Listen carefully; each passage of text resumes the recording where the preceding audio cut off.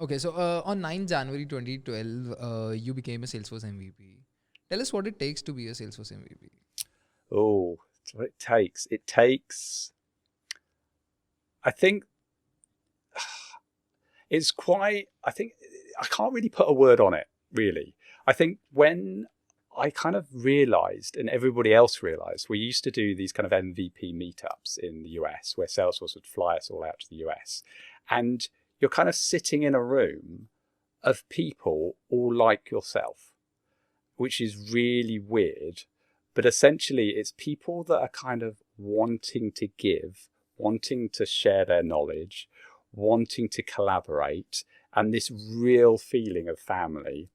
And just from their own hearts. It's not a goal to become an MVP. If you've got that in your mind, then it's fine. But I think a lot of MVPs prefer to say, it's something that you get It shouldn't be a awarded. goal to No, become an exactly. MVP. Yeah. Yeah, but even so, even now, it's like when I became an MVP, it just came a bit out of the blue. But there were so little people in the environment.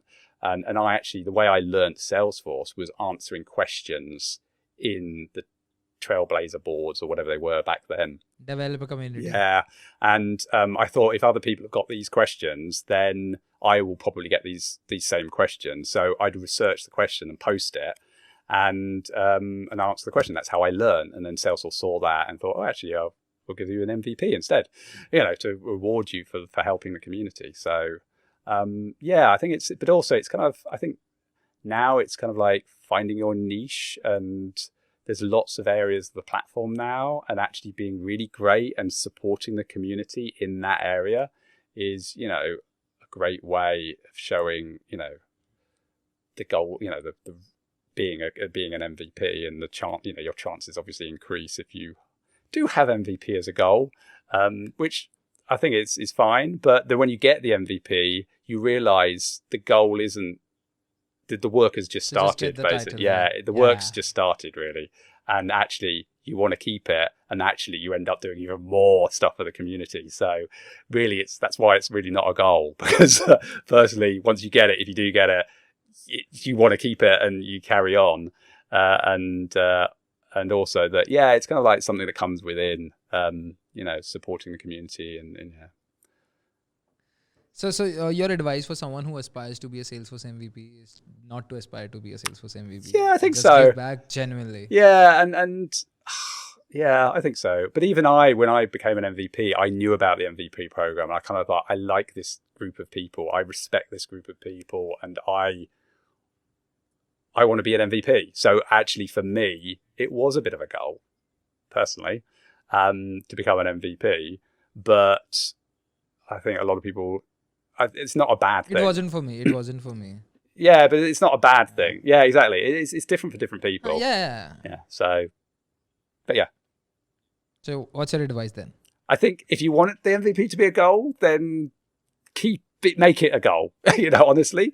And then what to do next? And then it's just after making it as a goal. Well, you realize you've got to carry on because you don't want to lose it, because it's only for a year. So, and then you realize. No, I mean, you've never been an MVP, but this John has never been an MVP, but John wants to aspires to be an MVP. What should John do? Look at other MVPs. Look at what they do. Look at you're giving to the community. You're helping and supporting them. Might be that your personal brand or your niche is a certain area of Salesforce, and just become really good at that area. And actually, a lot of MVPs get hired by Salesforce. It's almost, the joke is that the MVP is basically a talent pool for Salesforce to kind of hire people from. And lots of people like Jess Payne, who was like a guru of Pardot and did loads of Pardot videos and training and stuff like that, and now is working for Salesforce in, doing Pardot. And yeah, it's you're doing it for the love of it. You're doing it to support people. You're doing it to learn more about each other and bringing other areas into the platform and different techs and stuff like that, maybe. But yeah, it's a heart of it. You want to learn and you want to help. Got it. Is that rubbish? Okay. Or is that rubbish? No, not at all. No, that's exactly what one needs to do. I mean, so the thing is, I think there are 4 things that matters. Number 1, you're learning constantly. Number 2, you're like spreading that knowledge that you're gaining. Number 3, you're actually giving back to the. I mean, it's again either you're giving back the.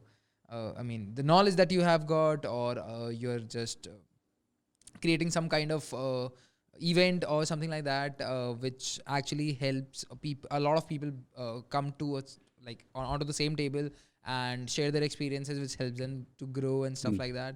So there are different initiatives that you can take, which helps people at the end of the day. And I think there's there are other programs. There's not just the MVP program, like the Champions program, I think, is still around, and other things as well. So Marketing Cloud Champion, and So it's not, just about, MVP, I suppose, as well. So,